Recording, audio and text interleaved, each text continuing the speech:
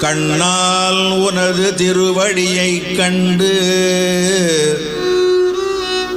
கண்ணால் உனது திருவடியை கண்டு ஆதரவு பெருகி இரு கையால் தொழுது உன் திருக்கோயில் காலால் பலம் செய்து